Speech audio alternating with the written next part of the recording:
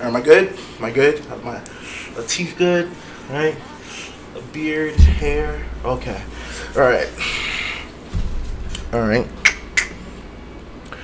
What's up, everybody? It's the number one lawyer in the world, aka Jamal Hoodman, and I'm here to defend you people. That's right. As the number one lawyer in the world, I make sure I take my time out to defend the people, for the people, by the people, and nothing of the people, right? And I just wanted to take time today out of my super busy schedule to talk about one of my favorite TV shows in the world. Not Breaking Bad, not The Boys, but Better Call Saul. Now, usually, as the best lawyer in the world, I make it a point to sue everybody I absolutely despise in this world, right? But at this point, I think I just want to talk about this show, even though they stole my likeness. That's right. They took Better Call Saul from Better Call Jamal. Now, copyright infringement aside, when Vince Gilligan made this show, it was so ingenious that I was just blown away by it that I couldn't in good conscience sue them. So, as me, Jamal Hoodman, I feel like it's only proper that I do a series review of the show right after it ended. And I believe this is probably going to be the last thing in the Breaking Bad universe that we get for pretty much the end of time. And I think it's perfect. The ending of it is absolutely astonishing. I couldn't believe what they did with it. Now, I had to reflect on it for a bit. I thought about it, and I was wondering, how does this compare to Breaking Bad and even El Camino? How does this entire show fit into the mythos of the Breaking Bad universe? And more importantly, how does Saul Goodman as a character hold up to Walter White and Jesse Pinkman? Now, I had a hard time relating to Saul because he's nothing like me, Jamal, right? I hold up the law to the highest extent, right? I actually care about the people, you know. They also call me Slippin' Jimmy, which is why I knew there was a reference to it, you know, about me. You know, they used to call me Slippin' Jimmy back in the day, but they never called me Slippin' Jimmy because I was out here hustling people. They used to call me Slippin' Jimmy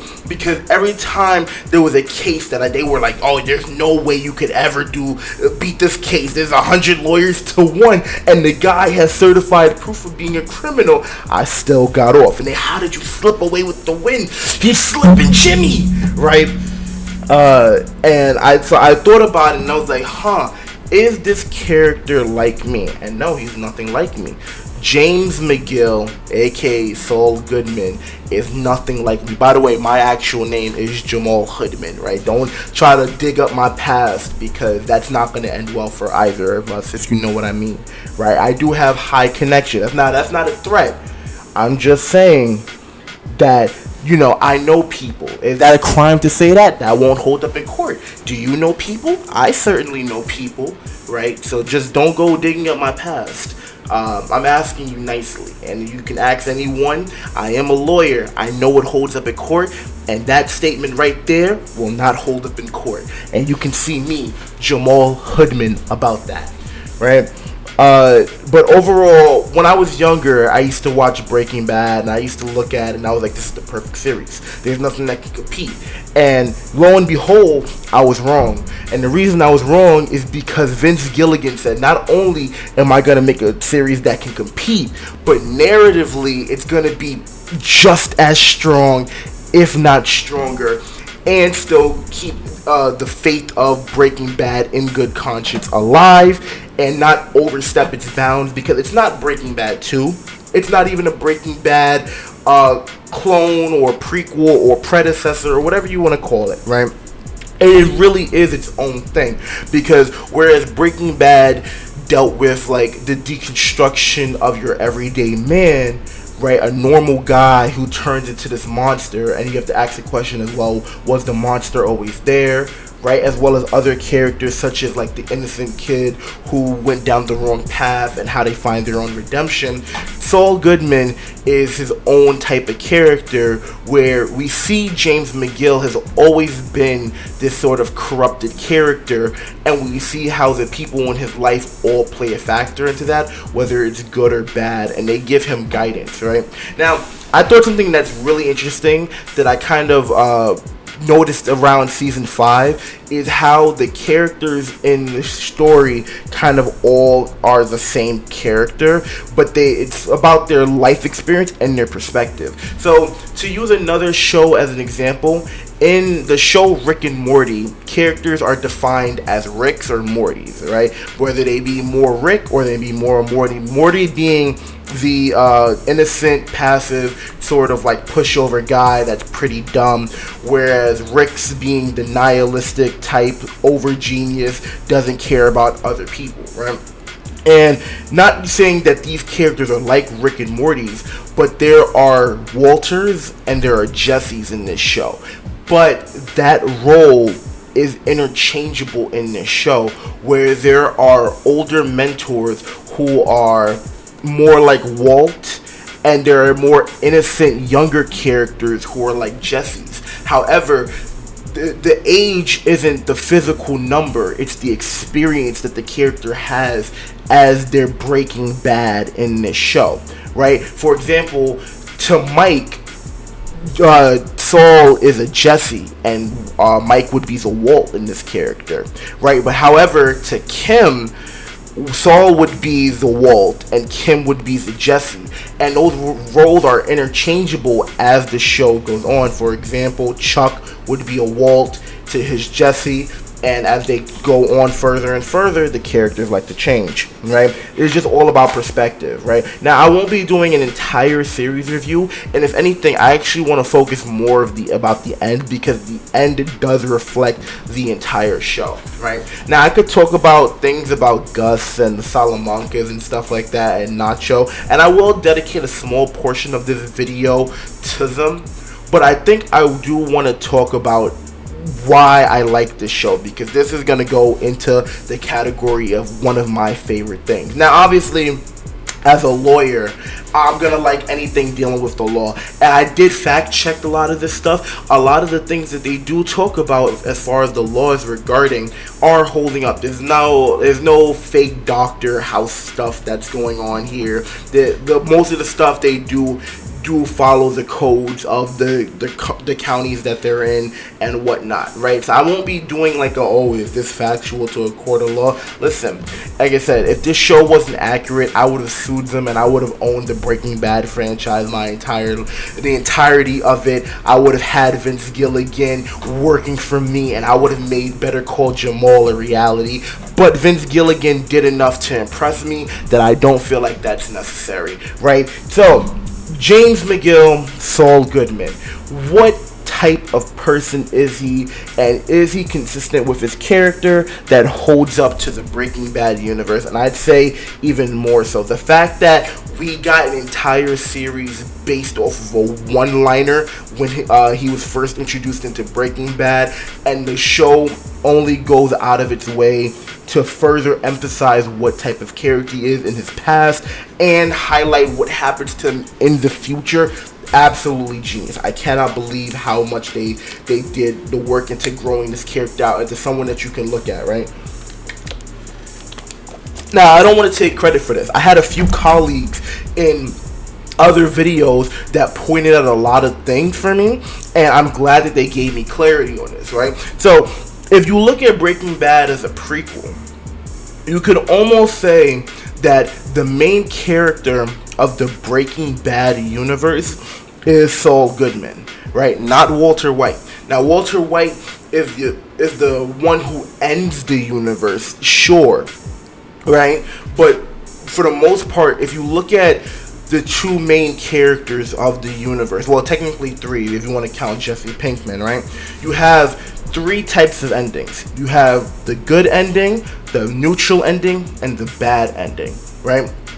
And I would look at it as Walter White got the bad ending, Saul Goodman got the neutral ending, and Jesse Pinkman got the good ending, right? And I'll touch up on those more towards the end of the video, but that's really important to understand why this show and its ending are superior writing in all facets, right?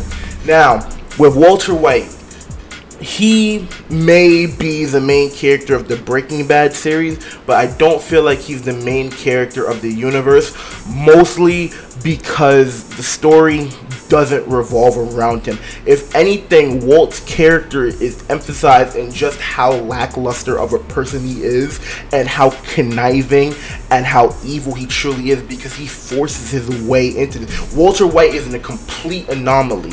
He was never supposed to be in here. On top of that, even when he was in the universe, multiple people tried to get him out. Mike never liked Walter even before they met. He was like, oh, this guy is a chemistry teacher turned bad and he's trying to get in here, he's gonna get killed. I recommend you don't even get involved with this guy at all, right? So for the most part, Walter White is that anomaly that just shouldn't have been part of the universe. However, there's a line in the final episode said by Walter to Saul where he's like, so you've always been like this. And I think that's really key. I think the whole time travel discussion is key because throughout the final episode, Saul is constantly asking this question where he's like, you know, if you could go back in time, what would you do? What would you fix? Is there anything you'd want to do? And he always gives these shallow answers about money or answers about his knee. And, you know, there's a comment where Mike says, so money, that's all that you got. And Walt has a conversation with him, and he's talking about it, and he's like, oh, so you've always been like this. Because he got Mike and Walt to open up, right? And basically, they both give the exact same answer. They're like, I wish I would have done the one thing that would have stopped me from heading down the path I'm on now, which is I wish I wouldn't have done that one thing in my life that changed everything, right? And for Jimmy, Saul, he doesn't have that. He never has a big moment in his life where he's like, if I would have never did that one thing, or if I would have done this one thing in my life, then everything would have been different. Everything would have been changed. And the reason why that he doesn't have that moment is because up until the final episode, he's always been the same character. Even when he tries to do good, even when he tries to do right in life, he's never changed at all, right? Excuse me while I take some water. Right? Slippin' Jimmy has always been Slippin' Jimmy. From the moment he started stealing money out of the register from his parents' register to the moment he's up on that court trying to get a plea deal, he was always Slippin' Jimmy. And then one moment out of his life that changed everything, he didn't need his time machine. His moment was coming. Right. There are a lot of characters in this show. There's Howard Hamlin, there's Chuck McGill, there's Lalo Salamanca, there's Gus Fring, there's Mike Ehrmantraut, there's Ignacio Varga, and all of them are phenomenal characters. All of them create this bubble of which the Breaking Bad universe is created. And we see multiple ways to break bad, which was broken down in actual Breaking Bad of what types of evil there are, right? And I think in particular the two characters that stand out here the most are Saul and Ignacio. Now, Ignacio, aka Nacho, I'm going to be saying Nacho from now on because I don't want to keep saying Ignacio for obvious reasons, right?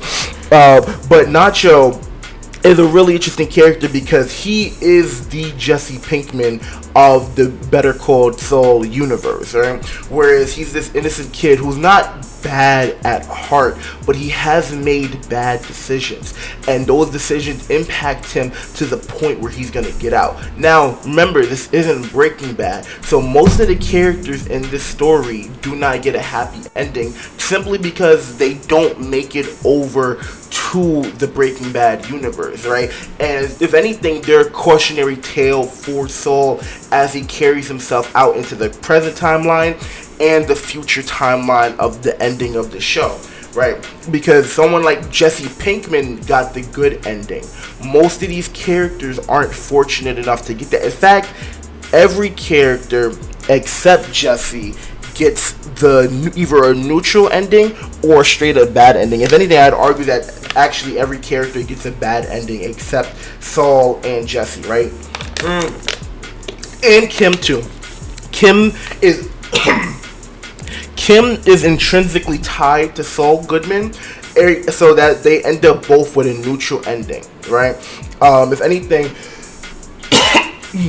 I apologize. If anything, Saul uses himself to prop Kim up so that she can get the best ending for her possible, which we see by her becoming a lawyer again, right? So I just find it so interesting how all of these characters can be linked together and still find a way to keep you excited, because you know certain characters aren't gonna die. Like, you know Mike's not gonna die, you know Saul's not gonna die, and you know Gus is not gonna die. However, every character's up in the air to the point where I was shocked at some character deaths. Spoilers for the show, by the way, because if you haven't watched this but you're here just to support, I understand. You want to see the best lawyer doing his best work, I understand that. But Jamal Hoodman, sorry, I'm so used to hearing Saul Goodman that I often make the mistake, right? But Saul there I go again. Oh man, that would not hold up in a court of law if I couldn't get my own name correctly. They'd call me a conspirator, and they'd sue me for conspiracy, right? It's a legal term. If you don't understand what that is, don't look it up. Just know that as a number one lawyer in the world, I know what I'm talking about, right? But as Jamal Hoodman, I understand what it's like, right? To be the number one lawyer in the world and have all of these issues and stuff like that and dealing with so many conflicts, right? But moving on from my last point, I was genuinely shocked that certain character deaths such as Nacho, not that I was expecting him to not die, I was just trying to figure out, like, does he get his happy ending? Where does he get to ride off into the sunset? And he doesn't. And when Mike is talking to his father and talking about, don't worry, we're gonna get justice for your son, it's not justice. They do get their final moments, but it's not justice, it's revenge, right? And revenge in this story is never properly fulfilled, I'd say. Even when characters try their hardest to get back at a character, it's never painted in a way that is, like, satisfactory, right? When characters get bad things done to them, or they do bad things to characters, it's always in the heat of the moment. Anything that's, like, calculated and methodical quite literally blows up in people's face, as we see with Gus Fring, right? His one vendetta. He hated Eladio. Yeah, he hated Bolsa. Yeah, he wanted to destroy the cartel. He wanted to build up himself, right? But the one character he wanted to get more than anyone was Salamanca, what's his name? Hector. Don Hector Salamanca, right?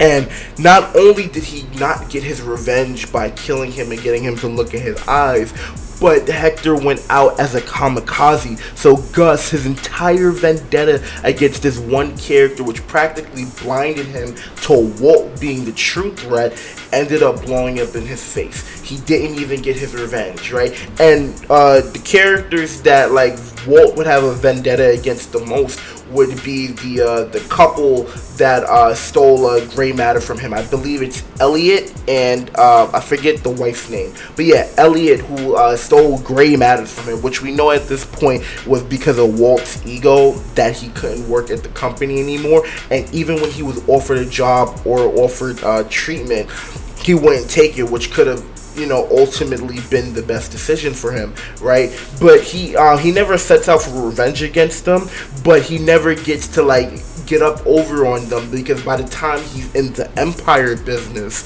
everything already blows up in his face. He's lost his family, he's lost everyone, so he essentially did all of this stuff for no reason. You can actually say that Walter White's revenge is against society, right? And even someone who Jesse Pinkman tries to get revenge on society as well by upshowing his parents and trying to live a happy life. Everything in his life is gone. He has no family. He has no connections to his little brother, and he has to just up and end his life, right? As Jesse Pinkman, and being a new guy, I should say, not like kill himself, right?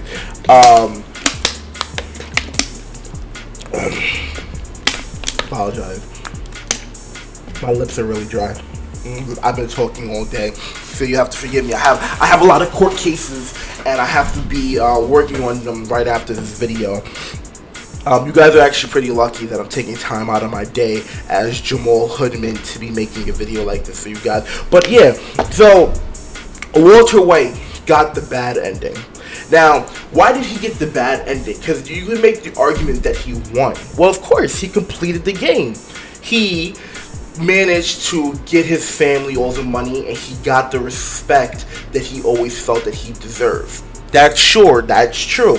However, his reputation is tarnished. His family is ruined. Not just his wife and his children, but Marie as well, and anyone who has connections to him. All his friends are going to remember him by as a monster. And that's what's really important, is that he can't live the life that he wanted to live, and in the end he died for it, right? Which means that he got the bad ending, right? Then you have Jesse Pinkman, who has the good ending. Now, while Jesse did lose friends, family, Jane, and whatnot. Well, not even friends, actually. He lost his friend. He lost his family, and he did lose his relationships. What he did was he ended up getting what Walter White desired. He ended up getting the respect, the admiration, the confidence, the love, and the trust from everyone, right? And he got it from Mike, he got it from Gus, he got it from the people in the street. Like we see, like Skinny Pete and Badger, they literally look at Jesse as their hero. Not only that, he got a fresh start in the place he always wanted to go. And yeah, he may have had to suffer a lot of losses, but overall, in the end, that's the hero's journey. And he got rewarded for that. Money, right? He had enough money to last him, to build him, and he had his own savings. I believe that he's just gonna live out the rest of his days happy, because he genuinely isn't like Saul Goodman, who is the cautionary tale. Because Saul, when you look at him as Jimmy McGill in his own show, he is a little bit of Walt and Jesse, which is why I feel like him as a Walt and Jesse character being interchangeable depending on the person he's talking to works out really well, because he's flipping Jimmy in the sense that, like, he'll do bad, sure, but at heart, he's a good character who doesn't mean to do these things. He just has those dark impulses. Not excusing any of his behavior, but in the end, he doesn't deserve to burn in hell for the things that he's done, because he's never straight up had the ego that he needed to be on top. He just had those bad impulses, and he always instantly feels bad for them. Meanwhile, Walter White, he might put on a facade every now and then, he might lie, but he genuinely is a monster that doesn't feel bad about anything he does. In fact, he feels like he deserves to do those things to people because of how he was treated his entire life, being a pushover, right? And as soon as he gets the power, he abuses people for that reason, right? Now, because of those things, because he did do bad, but his heart is still good. I was convinced that he was gonna die at this end of this episode. I thought the entire episode was him gonna be on the run, right? And then when the creators flip it on us and they do a 180 where it's now this court thing, and I'm like they give you a little bit of both. It's amazing how this episode played out, because they give you a little bit of both in the sense that, like, you get the on the run part. Not that it lasted that long, but you're like, okay, he's on the run, like Walt is on the run. How are we gonna see his life? Is it gonna fast forward again or whatever? No, it doesn't. He gets caught almost immediately, because he's not like the super cunning criminal guy. No, he's just he's a smart lawyer, but it's not like he's an escaped convict or anything like that. No. And then we get the part where we see him start doing his lawyer thing, and we're like, I'm getting hyped. I'm like, oh boy, here he comes. He's about to talk his way out of this. He's like the best lawyer in the world in the Better Call Saul universe. Let's get that right. He's a good lawyer. I mean, he got his life sentence plus 90 years reduced down to 7 years, which could have been reduced even further with good behavior. Me personally, I would have walked out of this scot-free. Me, Jamal Hoodman, I'm just that good of a lawyer. I hate to say it, but I could have walked out of this scot-free. Now, granted, I wouldn't do anything illegal like that, as far as you guys know, but that's besides the point, right? He was doing his thing. He was actually, getting to the point where he was sort of negotiating, and then the moment that he has where he changes is when he realizes that Kim actually confessed. And he had his realization. He was like, this entire time I thought I was running because I was protecting myself, and I thought that when I changed my name as Saul Goodman from Jimmy McGill, that I was, trying to upend like this whole like bad past that I have, and I thought that was actually changing. When in fact I was being a coward. I was running away from my true self. And at the end of this episode, he has the realization that he is slipping Jimmy. He doesn't have a moment in his entire life where he's like, I wish I could have went back in time, because like he knows that even if he didn't, that day in particular when he first stole the money out of his parents' register, he was always going to be slipping Jimmy. He was always going to do something bad. He enjoyed it. He liked it. And that's why he looked at Kim as like, a hero in that sense instead of a coward, because, Kim had the motion to stop. She's like, okay, this is going too far. It's not that I want to leave. It's that I know if I don't, I'm going to continue down this path. And so Jimmy had to have his moment where he was like that too. Where he's like, if I get off at 7 years, I'm not gonna learn my lesson. Yeah, I can go on the street. Yeah, I'll look at it as a moral justice that like I'm okay. I'm free of all of my sins. But he knows that it doesn't matter because he's still gonna do it at the end of the day. 7 years is literally nothing compared to a life sentence, and he's still young too. It looks like a slap on the wrist compared to the amount of stuff, running the biggest drug empire in the world. And he said it, Walt would be nothing without him, and I genuinely believe that. That's why he's one of the best characters in Breaking Bad, right? So he understands that at a certain point, this is where he has to be. He has to pay for his sins of what he's done to Chuck, what he did to Howard, what he did to Mike, what he did to Kim. Any character in his life that he hurt, he understands that this is repentance. And we see that he was already, this is something that was pointed at, because I'm a lawyer. I'm not a cinematographer. I am not a film artist, so it's something I'm gonna miss, right? But if you see in the grayscale of, not even flashbacks, the flash forwards, right, where we see Jimmy in present day after Breaking Bad, which is always in grayscale, right? You can see the reason why it was in grayscale and the reason why it was filmed in a depressing way compared to even something like Walter White when he was like hiding away with his Hoover Vacuum Max package deal or whatever, right? You see bars everywhere. You see Jimmy is already locked up. He's in his personal hell already, right? And what do you see when he's in the prison? If there's no bars, there's no there are bars because it's the jail, and we see even like the mixture stuff being mixed, looking like the Cinnabon that he was working at. And the reason that we see these things is because we show that he was already in prison, right? But he was constantly being antagonized, looking over his shoulder. Here in the prison, even though it's only a brief scene, we see that he's getting respect from the inmates. We see that they have no ill intention against him. We see that he's liked in prison. So he's not living out his personal hell. It's not like that Saul went to purgatory. If anything, his final confession, his redemption, his acceptance of who he is and getting the approval from Kim that he understands, is all of that came together to make Saul Goodman. And I think that the themes, even though we literally see a lot of characters return, like they made sure to show Walt, they made sure to show Mike, they made sure to show Marie, they showed that actions have consequences and that he can't avoid them no matter how long it's been, because for us it's been since 2013, almost 10 years ago since we've seen Marie. But those actions still have consequences. They just haven't forgotten about Hank and Gomi getting killed. Those things still hold up. And we even see that the things that he's not remorseful for that just don't work out. Like when he tries to make the deal for Howard, it already blows up in his face. Once again, let me see. When they have vendettas against characters, it never works out for them. Revenge is not a theme in this show. And they actually show you how much revenge only hurts yourself. When you're angry at the world and you have regrets, it only leaves you. It doesn't matter whether the person that you're getting revenge on deserves it. It's not good for your soul. And that's what's important about this show, is that it shows that sometimes the best revenge is none at all.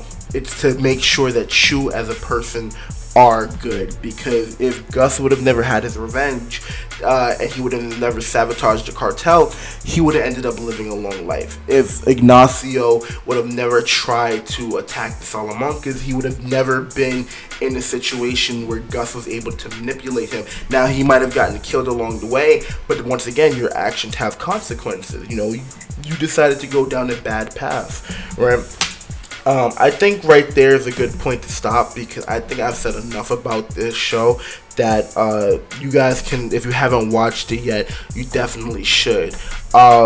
Once again, I have to go because I have a long day. I have to get up super early at like 4 in the morning just to make it to the court on time. Now, granted, I have a Lamborghini that goes from 1 to 90 in like 3 seconds, and I live in a super luxurious mansion. Now, you might be wondering how me as a lawyer can afford all that stuff when I'm a public defender in the Bronx. Like I said, don't worry about it. I know people. Now, what people do I know? You'll never know, because like I said, none of that stuff holds up in court. But remember, I'm here for you, because did you know that you have rights? The Constitution says that you do. That's why I'm here, Jamal Goodman, to defend you people. So make sure you call this number below if you want to get defended, because that's what I'm here for. Remember, better call Jamal, and that's me signing out.